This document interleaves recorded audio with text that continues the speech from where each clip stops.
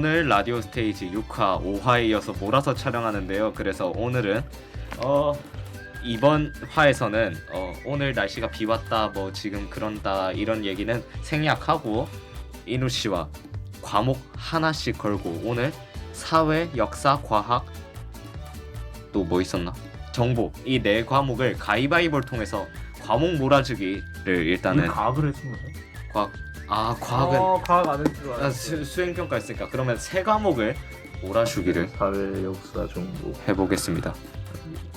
자, 전 사회부터 있고, 사회부터 있고 그다음에 정보였죠.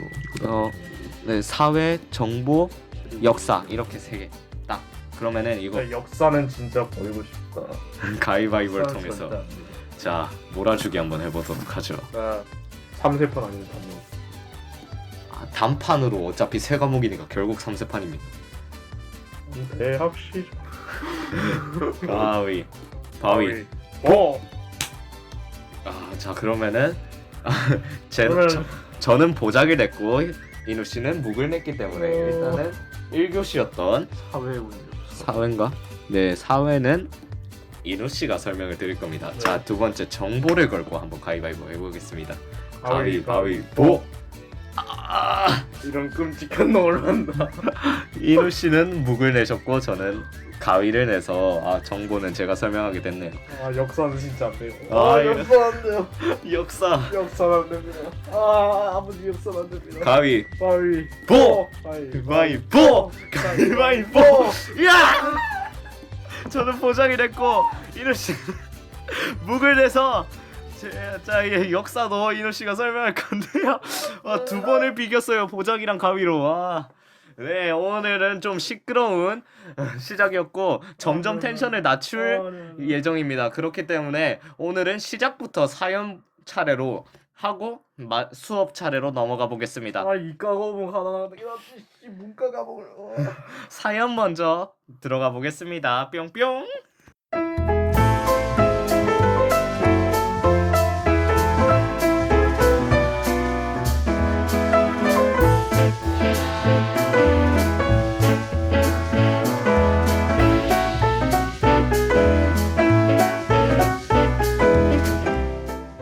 따라란 딴딴딴 사연이 들어왔습니다. 텐션을 조금씩 낮출 예정인데 지금 너무 높게 잡았네요 목소리를. 베이맥스 같이 바람이 빠졌습니다. 자 그러면은 이번 사연은 고1 평범한 고등학교 1학년생의 사연입니다. 그래도 ladies and gentlemen. 이누 씨가 읽을래요? 아니면은 제가 읽을까요? 야, 민우야 마스크 벗고 해. 너 안 들려 목소리가. 이누 씨가 읽을래요? 제가 읽을까요? 님 읽으세요. 네. 저는 평범한 고등학교 1학년생입니다. 저는 평소에 만우절을 조용히 보내는 편입니다. 그래서 이번 연도에는 꽤 큰 장난을 치기로 마음먹었습니다. 오 미친놈. 저에게는 친한 여사친 한 명이 있는데요. 그 여사친에게 만우절 날 고백 장난을 해보기로 했습니다. 만우절 당일날 저는 평소처럼 카톡을 했습니다. 그러나 그날 여사친이 화나 있는 상태라서 장난칠 분위기가 아니었습니다. 그래서 저는 최대한 걔가 화를 풀 때까지 조심히 카톡을 하며 기회를 봤습니다. 그래? 왜 화난 건데? 그래서 결국 화가 다 풀릴 때쯤 저는 기회를 잡고 장난 고백을 해봤습니다. 알려드릴 게 있습니다. 사실 제가 님을 좋아하거든요. 근데 그런 식으로 카톡을 했는데 여사친이 눈치가 빠른 편이라 금방 장난이란 것을 알아차려 버렸습니다. 금방 장난이라는 것은 들통났지만 만우절 때 큰 장난을 쳐봐서 기분이 좋았던 날이었습니다. 뭔가 이번 사연은 되게 싱겁다. 싱겁긴 해요. 근데 내가 듣기로는 그런 내용이 아니었는데. 솔직히 근데 좀 과장해서 읽어드릴 걸 그랬나? 근데 만우절 날 고백 장난을 치면은 당연히 상대 쪽에서 눈치를 챌 거거든요. 그리고 제가 듣기로는 잠시 동안 뜸을 들였대요. 그 답장을 하기 전에. 그래서 그 사연자분이 사실 만우절 장난입니다. 이런 식으로 딱 만우절 장난임 이런 식으로 딱 카톡을 보냈는데 그쪽에서 응 이미 알고 있었어. 오늘 만우절인 걸 누가 모르냐? 이런 식으로 답장을 했다고 하네요. 그러면은 아이고 그때 사귀자고 했으면 어떻게 했을까? 아 사귀자고 했으면 받아줬을 수도 있어요. 어떻게 생겼어? 몰라요 나. 여자가. 저는 영재 막 그런 게 아니라서. 아 근데 여자가 좀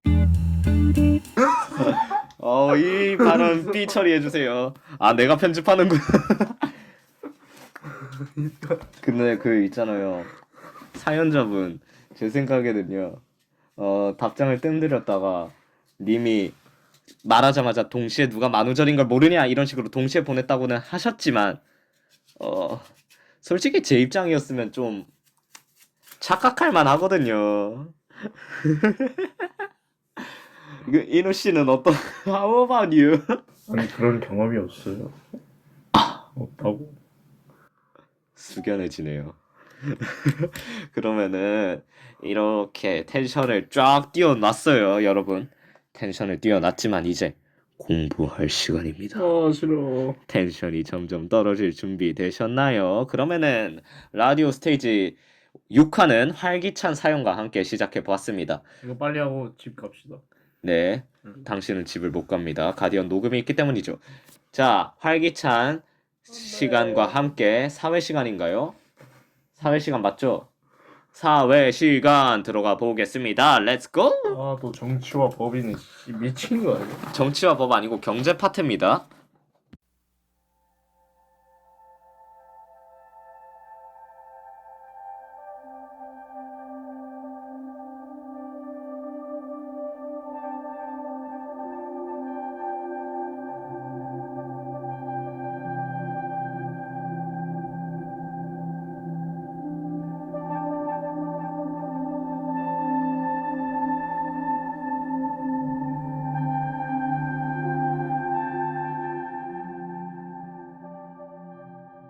주의는 아니, 얘 시작을 안 했잖아요. 냉철한 거라. 아니.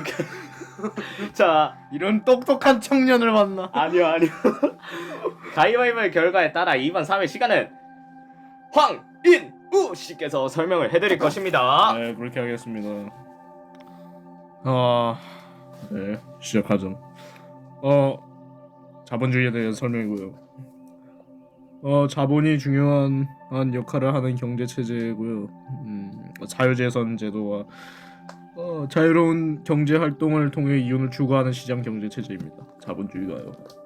상업 자본주의를 다음으로 설명해 드릴 건데요.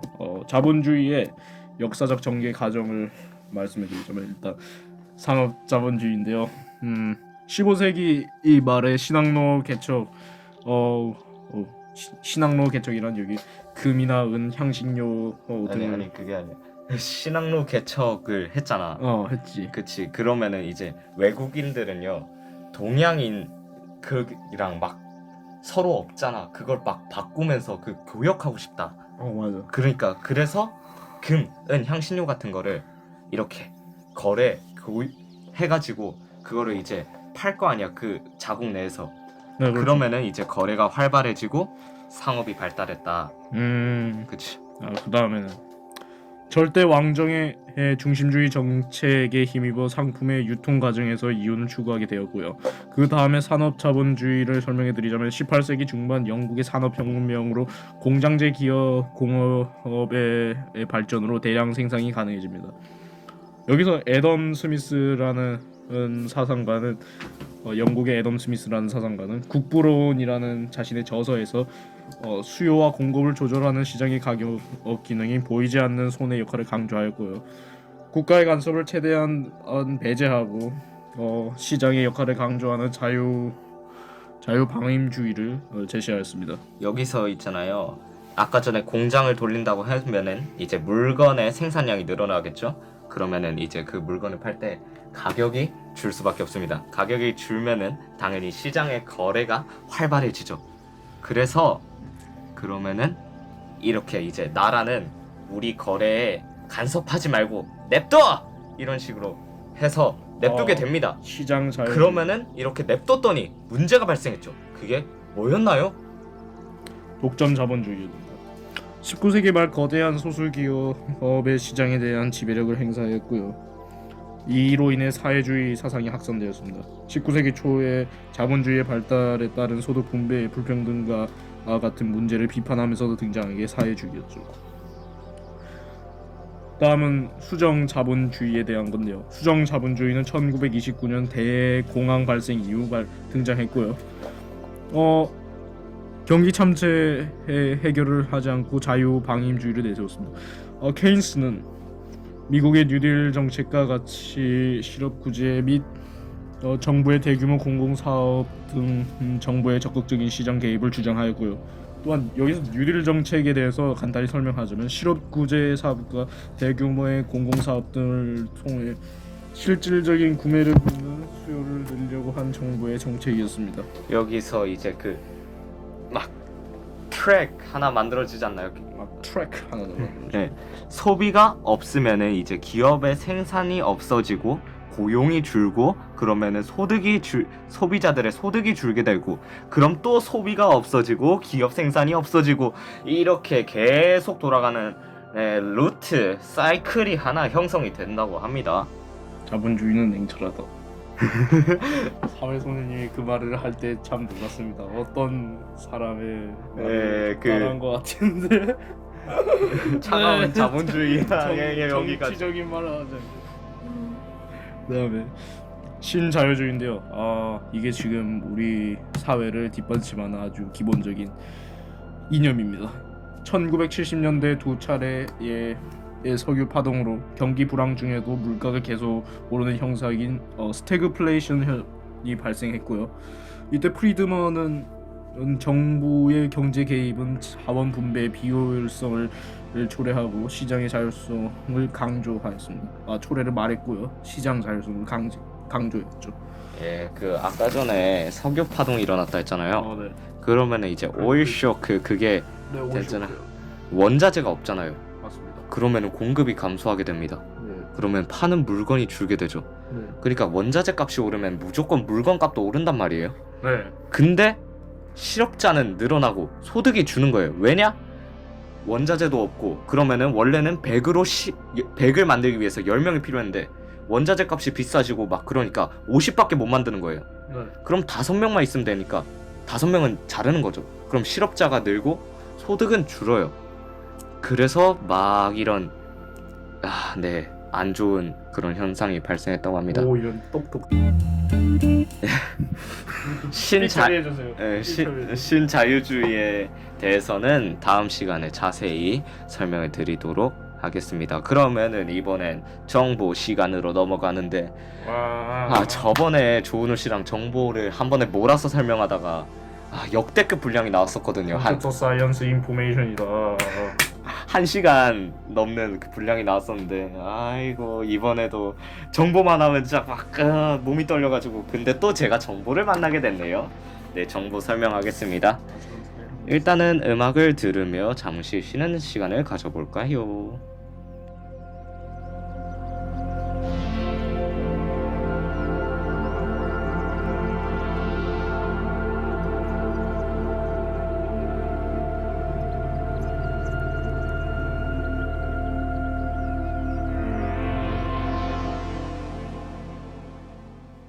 정보 시간입니다. 정보 시간을 하기 전에 사연을 풀자면은 원래는 카훗이라는 퀴즈를 내면서 좀 쉬려고 했는데 정보쌤이 애들 학습지를 잘못 프린트했었나? 일단은 막 전 버전 그런 걸 주셨던 거예요. 아유 삐처리. 그래가지고 전 버전 그것 때문에 한 10분 정도 날렸었는데 그래서 저희가 퀴즈 타임을 놓쳤어요. 자, 일단 정보 수업 시작하겠습니다. 일단은 자료와 정보의 수집 및 분석입니다. 자료 수집 및 분석 방법은 검색 엔진을 활용한 자료 수집 및 분석입니다. 자료 수집을 위한 가장 일반적인 방법이고요.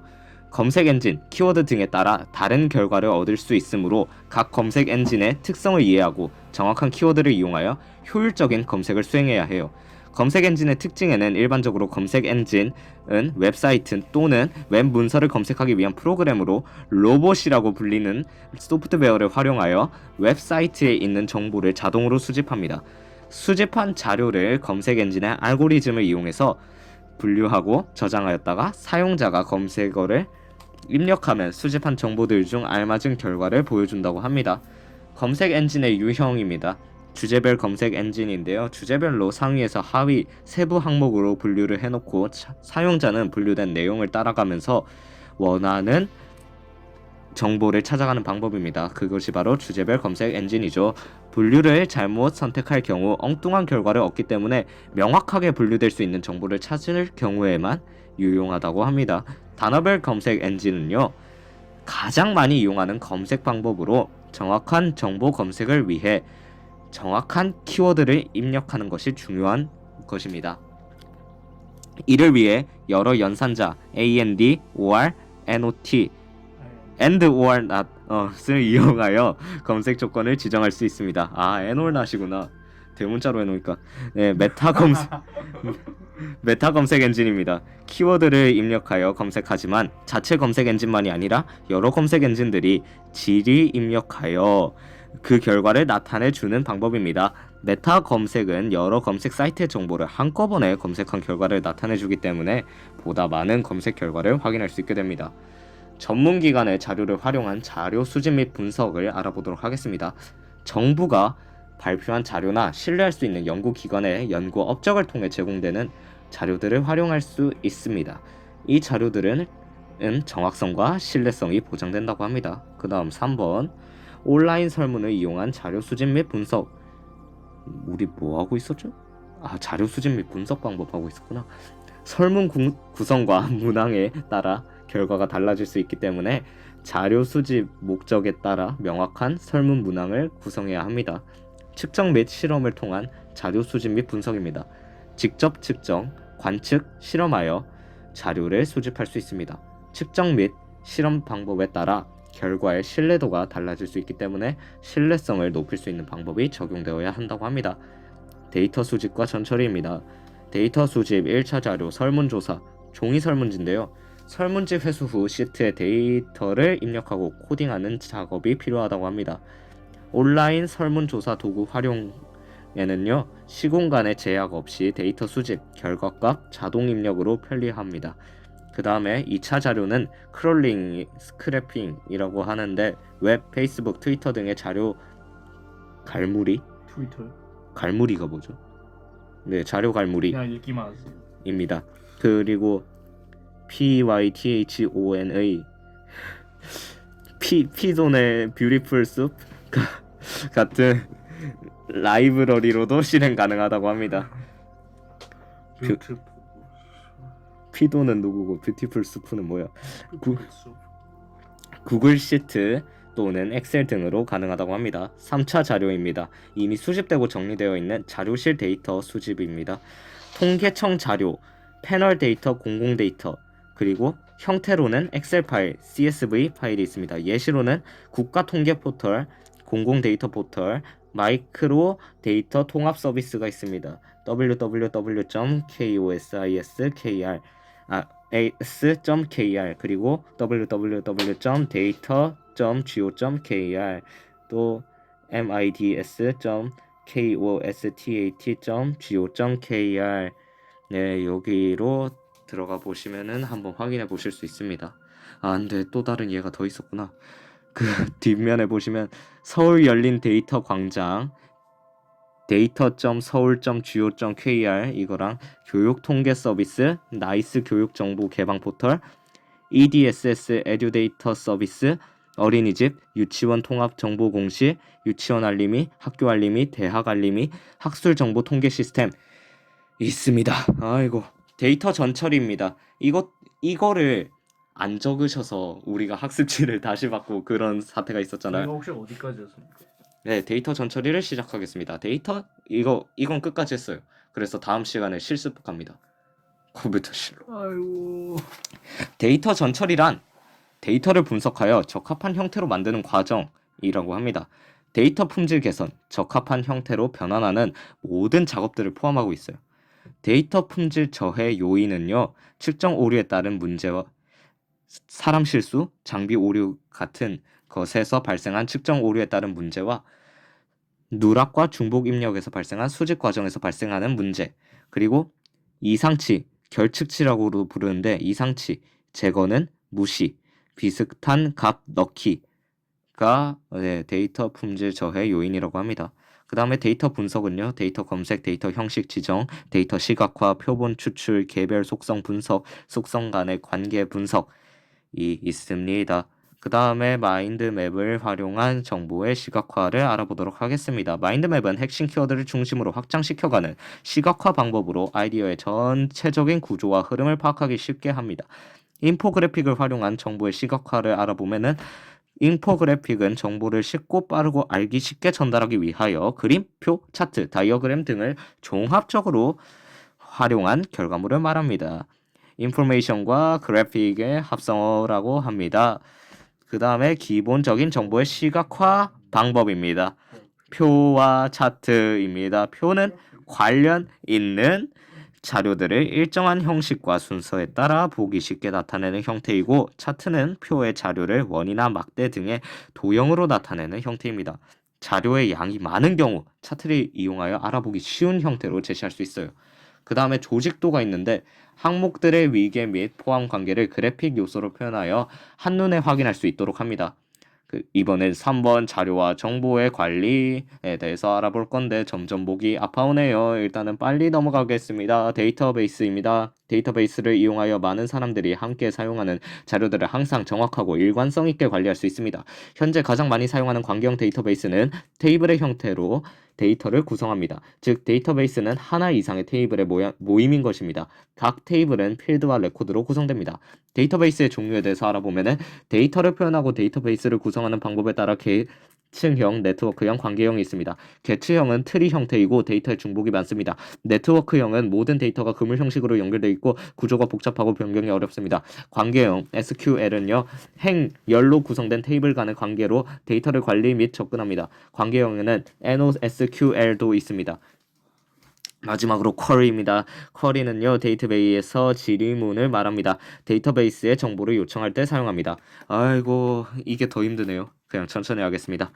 빅데이터는요 빅데이터의 개념과 가치에 대해서 일단 알아보겠습니다. 빅데이터의 정의는요 대규모의 데이터를 말할 뿐만 아니라 데이터를 수집, 저장, 관리, 분석할 수 있는 역량을 넘어서 대량의 데이터로부터 가치를 추출하고 결과를 분석하는 기술을 말합니다. 네.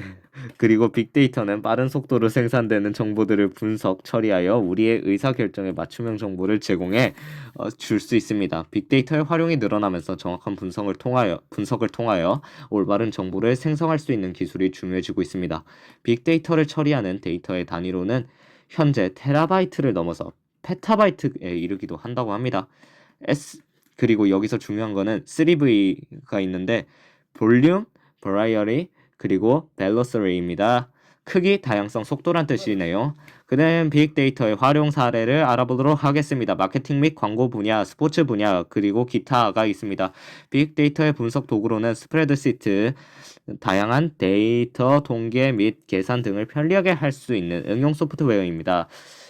그래프 통계 처리, 값 예측, 자동화 기능 등을 제공합니다. 그 다음에 데이터베이스 시스템, DBS, 데이터베이스 시스템.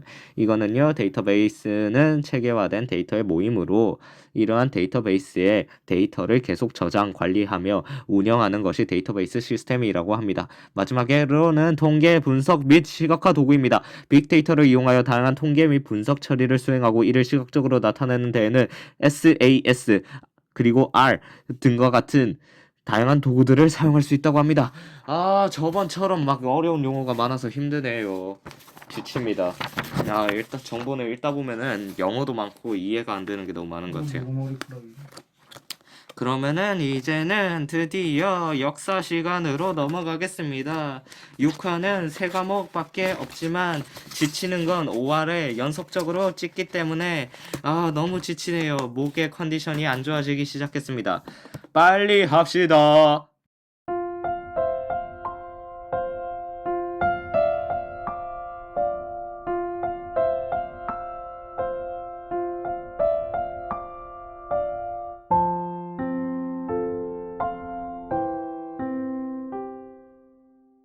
지금은 8시 55분 역사에 대해서 설명할 예정입니다. 8시 55분까지 집에 못 가고 있는 황인호는 시작합니다. 테이크만 시작합니다. 이거 삐 처리해 주세요.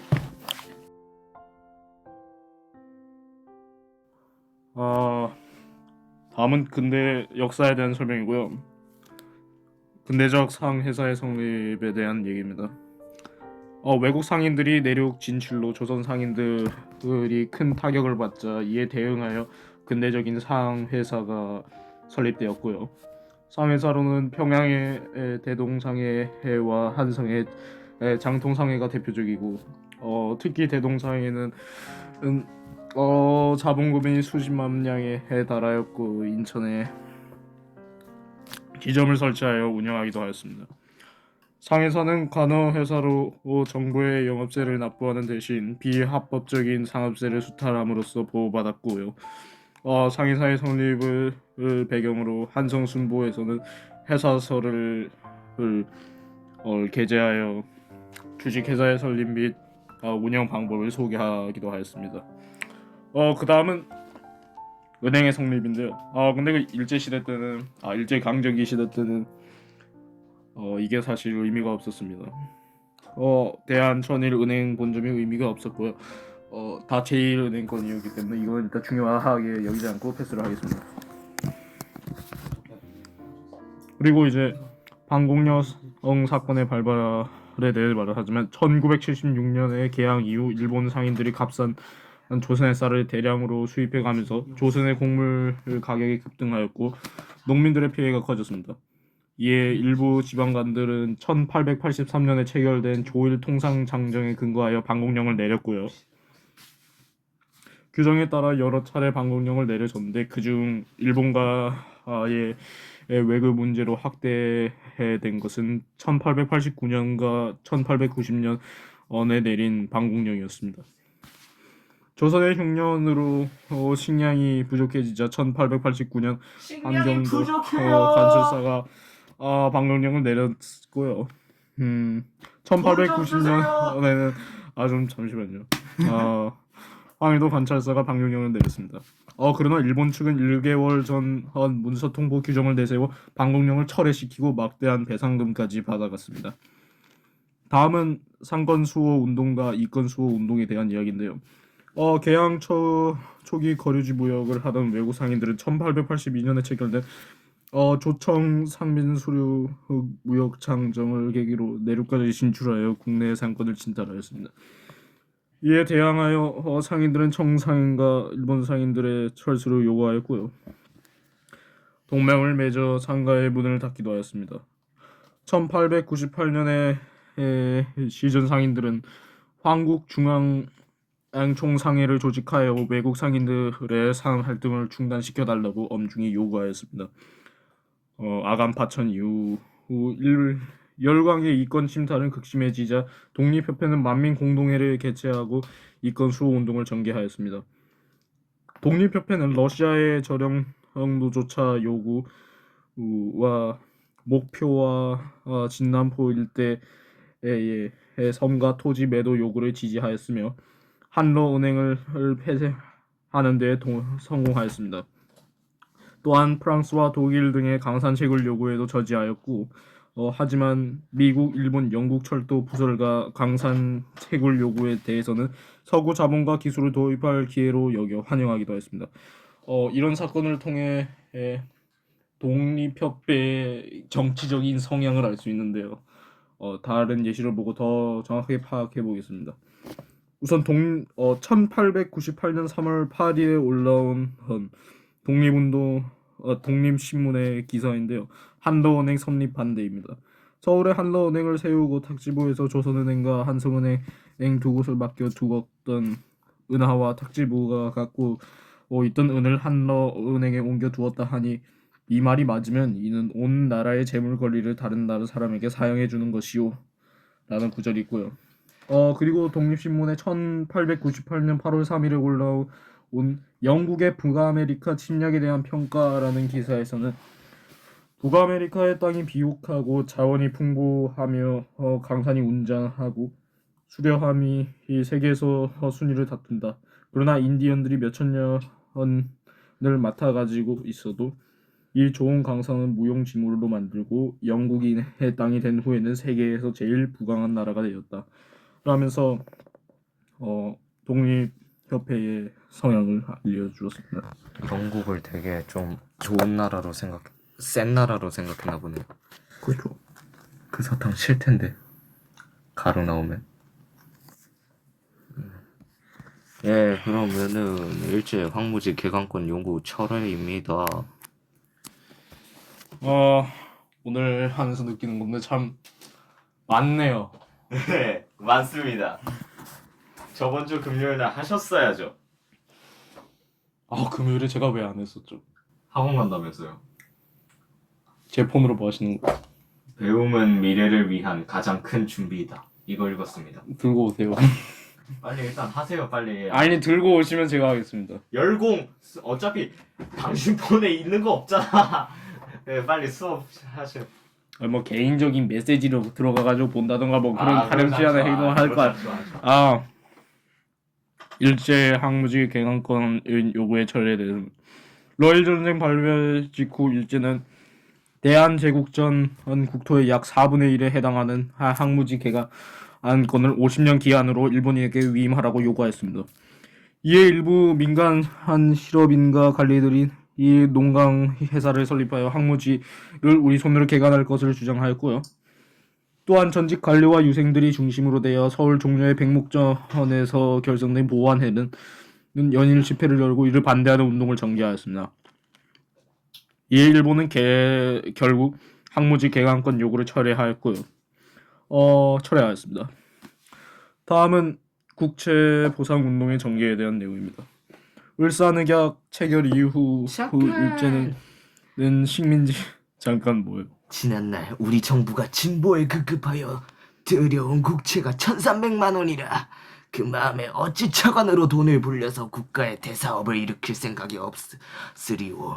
그러나 오늘의 우리 2천만 동포들이 가령 한 사람이 1원을 낸다면 2천만 원이요 50전씩이면 1천만 원이니 백성들이 진 빚을 갚는 일이 어찌 불가능하리오. 황성신문입니다. 네, 다시 말하자면 을사늑약 체결 이후 일제는 식민지의 기초시설을 갖추는 데 필요한 자금을 투입했고요. 이를 대한제국의 일본으로부터 차관을 도입하여 갚게 하였습니다. 또한 합배 정리 사업의 추진에 필요한 막대한 자금도 차관의 형식을 들여왔고 이렇게 들여온 차관이 1907년에는 대한제국의 1년 예산을 말묻는 1,300만 원에 이르게 됩니다. 이에 김강재, 서상도 등은 일본으로부터 도입한 차관을 국민의 힘으로 갚아 국권을 회복하자는 국제보상운동을 제창하였습니다. 여기서 말하는 국민의 힘이 그런 게 아니고요. 대구에서 시작된 국제보상운동은 대한매일신보와 항상신문 등의 적극적인 호응으로 전국에 확산되었습니다. 서울에서는 국제보상기성회가 조직되어 모금운동을 전개하였습니다. 그러나 국제보상운동은 이를 항일운동으로 간주하여 일제의 방해와 탄압으로 결국 중단되고 말았죠. 와. 네, 여기까지가 역사에 대한 내용이었고요. 그러면 한 가지만 알려주자면 이권 수호 운동이 무엇이냐라고 서술형 문제가 하나 나온대요. 그러면 러시아의 저령도 조차 요구를 저지했고 한러은행을 폐쇄했다라고 일단 답하시면 돼요. 예, 그 이권 수호 운동은 그랬다라고 대답하시면 됩니다. 예, 역사 시간 끝났고 이대로 끝내면 아쉽잖아요. 오늘은 좀 특별하게 사연을 두 번씩이나 하게 됐지만 일단은 사연을 한 번 더 사연 시간 해보도록 하겠습니다.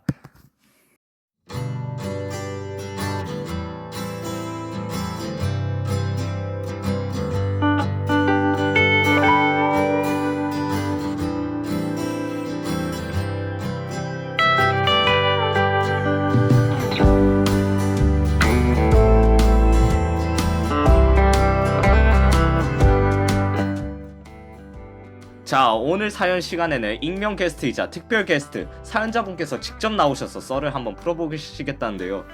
좀 으스스한 썰일 수도 있어요. 한번 모셔보겠습니다.